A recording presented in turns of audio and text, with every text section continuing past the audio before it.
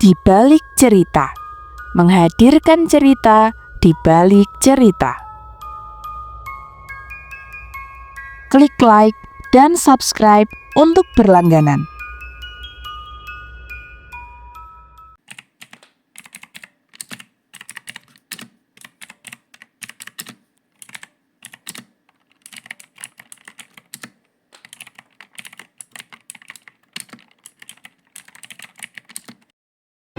Halo kawan-kawan, berjumpa kembali dalam Di Balik Cerita. Di balik adem ayemnya nuansa Ramadan yang sedang berlangsung, masih ada kisah seram yang terselinap. Mengingat banyaknya kegiatan ibadah yang dilaksanakan di malam hari, sehingga pengalaman mistis tidak dapat dielakkan. Padahal katanya, jika di bulan puasa, segala jin dan setan telah dikurung. Namun, di antara mereka, apakah masih ada yang lepas dan mengganggu manusia? Daripada penasaran, kita simak saja sebuah cerita yang berjudul Perempuan Penghuni Pohon. Ini merupakan pengalamanku sendiri yang terjadi pada bulan suci Ramadan, yang mana mewajibkan semua umat Islam yang mampu melaksanakan puasa, maka harus dilaksanakan. Begitupun sholat tarawih. Meskipun sunnah, namun Rasulullah sangat menganjurkannya. Tapi, di sini aku bukan mau membahas tentang hukum mengenai bulan Ramadan dan puasanya, namun lebih ke pengalaman mistis yang aku alami dengan kakakku. Kala itu, kami sedang melaksanakan sholat tarawih. Sesaat sebelum sholat witir, yang merupakan sholat penutup setelah sholat tarawih, kami malah memilih untuk meninggalkan masjid. Padahal, hanya tinggal beberapa lagi hingga sholat selesai. Namun, kami memilih untuk kabur lebih dulu. Keberadaan masjid yang kami datangi lumayan jauh dari rumahku. Lokasinya bisa dikatakan cukup jauh. Jalan menuju ke rumahku dari arah masjid selalu saja sepi. Ditambah tidak ada penerangan jalan. Begitulah kira-kira keadaan sekitar pada malam hari. Di dekat jalan itu terdapat sebuah pohon besar yang ada ayunan di sampingnya. Jika siang hari, banyak anak-anak yang bermain di area itu, karena memang tidak ada apa-apa. Namun jika malam hari, suasananya sangat menyeramkan. Rumor yang tersebar dari mulut ke mulut masyarakat sekitar.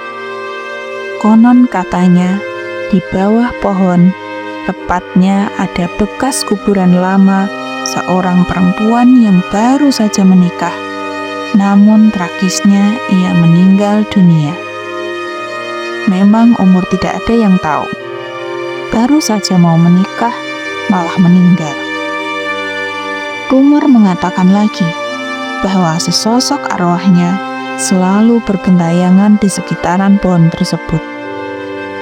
Pernah ada yang bercerita, orang yang tinggal di belakang rumah itu ada seorang wanita paruh baya. Lalu, setiap sekitaran jam 5 pagi, ia selalu pergi ke sumurnya. Lalu, ia melihat ada sesosok perempuan berbaju putih sedang bermain ayunan di sana. Oke, kembali pada cerita sehabis sholat tarawih tadi. Kami baru saja keluar dari masjid, dan aku merasa aura di sekitar mulai berubah menjadi tidak mengenakan. Angin yang bertiup menjadi terasa sangat dingin. Hanya aku dan kakakku yang keluar dari masjid, dan hanya kami pula yang melewati jalan tersebut untuk menuju ke rumah. Kami berusaha untuk tidak memperdulikan keadaan sekitar. Niatnya pulang awal untuk dapat menonton serial televisi secepatnya. Namun, saat perjalanan pulang, tidak sengaja kami berdiri tepat di bawah pohon yang katanya angker itu. Berhubung pohon ini masih di sekitaran masjid dan kami masih di tempat ini, angin bertiup semakin kencang. Lalu terlihat ada seorang wanita yang samar-samar terbang di dekat pohon itu. Saat sedang berjalan, tiba-tiba kami mendengar ada suara tertawa cekikikan.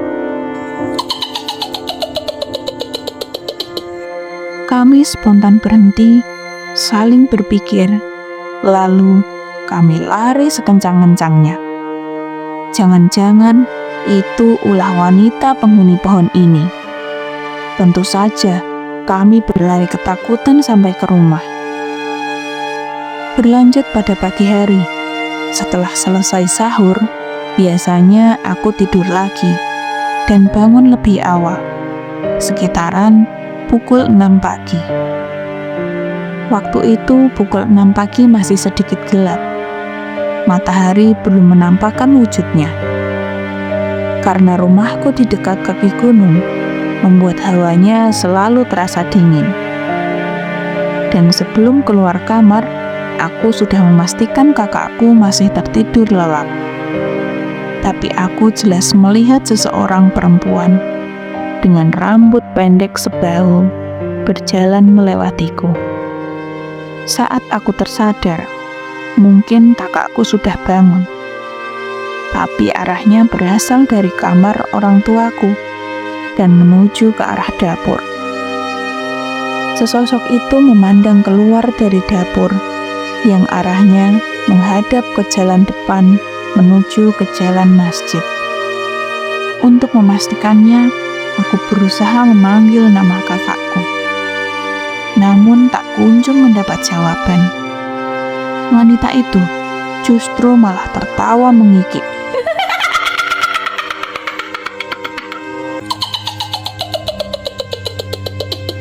Dan tubuhnya mengeluarkan banyak darah yang mengucur dari dalam tubuhnya. Tentu saja aku sangat terkejut melihatnya dan langsung berlari menuju kamar kakakku yang masih tertidur. Lalu, siapakah orang tadi? Mungkin saja dialah perempuan yang berasal dari pohon di depan jalanan itu. Lalu bagaimana pendapat kalian? Apakah pernah menjumpai hal mistis di bulan Ramadan? Silahkan tulis di kolom komentar. Atau jika kalian punya cerita yang menarik untuk kami bahas, bisa kirim melalui email kepada tim di balik cerita. Dan sebelum berakhir, pastikan kawan-kawan sudah menekan tombol like dan tombol subscribe agar kita masih bisa terus bersama menceritakan kisah-kisah di balik cerita. Karena di balik cerita masih ada cerita.